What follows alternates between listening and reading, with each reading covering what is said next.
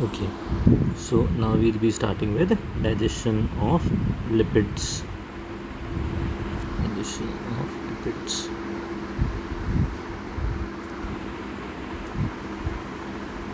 The name of the enzyme is lipase, right? Now to understand the digestion of lipids, what we need to do is, first we need to understand how the lipids are formed, right? उसके बाद तो काफ़ी आसान हो जाता है, then it becomes very easy to understand. Now, lipid, simple lipid or fat that we consume is made up of two things. Now, the first is this molecule, 3 carbon 3 OH groups. Okay, बाकी आप इसके hydrogen से valency satisfy कर लो, CH2 CH CH2 हो जाएगा. ठीक है, तो this molecule is basically glycerol. This is one of the component of the fat, right? Then we have got a fatty acid. Carbon की chain, we are denoting it by the alphabet capital R. Then there is this carboxylic group RCOOH. ठीक है, अगर आप इसको एक दूसरे molecule से different बनाना चाहते हो, ये दूसरा RCOH है, और आप इसको डिफरेंट दिखाना चाहते हो तो आप इसको कह दो R1. आप इसको सिंपली R छोड़ सकते हो, R डैश लगा सकते हो या R2 लगा सकते हो. ठीक है, इस तरह से. ये क्या है? These are fatty acid molecules, 2 different fatty acids molecule, right? A simple fat is known as triglyceride, right? And it is formed by the combination of these two. Glycerol plus fatty acid becomes a simple fat that we consume in the diet, right? Now, why it is known as triglyceride? This is COOH. No, this is glycerol molecule.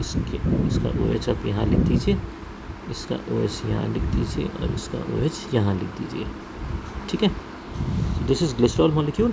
Now to this is attached, यहाँ पे एक fatty acid की reaction हुई, ये यहाँ react करेगा, यहाँ पे दूसरा फैटी एसिड RCOOH. ओके, यहाँ पे तीसरा fatty acid RCOOH. Now this is acid and this is alcoholic group. This is alcoholic group. Now when these two different compounds, one having alcoholic group, the other one having COOH, carboxylic acid group, when these react with each other, the bond formed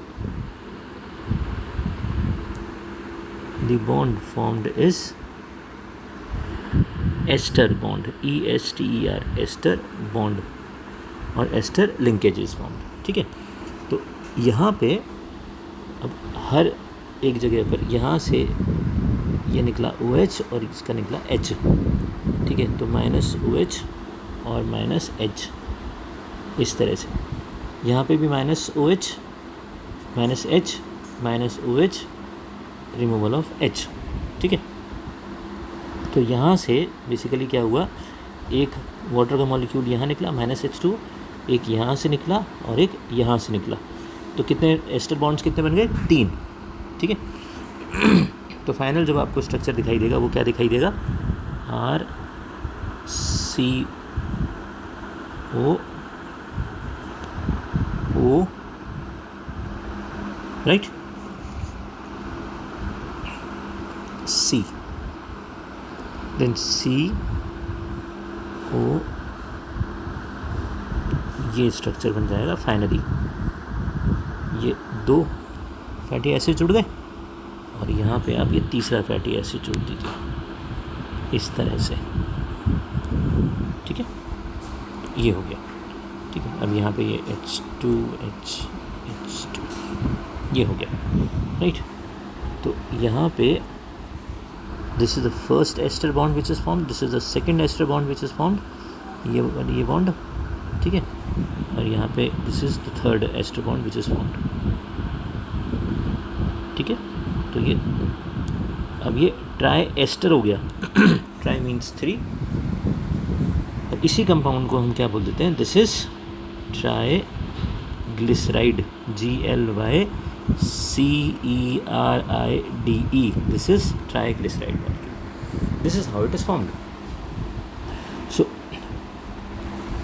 like we discussed in the formation of proteins, amino acid reacts with another amino acid, amino acid binds to another amino acid by losing one water molecule. In this case also, what is happening, one glycerol molecule is combining with 3 different fatty acids.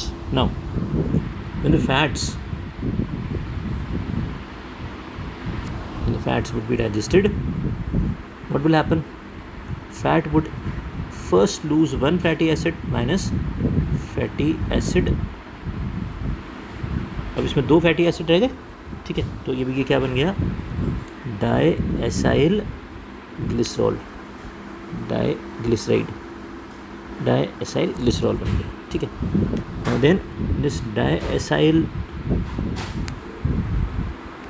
Glycerol would lose another fatty acid minus fatty acid, तो अब ये क्या बन गया, सिर्फ इसमें एक रह गया, तो अब हम क्या लिख देंगे, मोनो एसाइल ग्लिसरॉल, ठीक है, मोनो एसाइल ग्लिसरॉल बन गया। और फाइनली मोनो एसाइल ग्लिसरॉल में से भी GLYCERIDE, इसमें से भी जब फैटी एसिड निकल जाएगा तो एंड में क्या बचेगा, ग्लिसरॉल। तो आप सिंपली कह सकते हो fats when digested would produce fatty acids plus glycerol. So this is basically the digested products, the products of digestion of the fats. Okay, when the fats would be digested, this would happen, right? The enzymes are lipases. First diacetyl glycerol is formed, then monoacyl glycerol is formed, then ultimately 3 fatty acid molecules and 1 glycerol molecule would be released, right? This happens when digestion of fat occurs.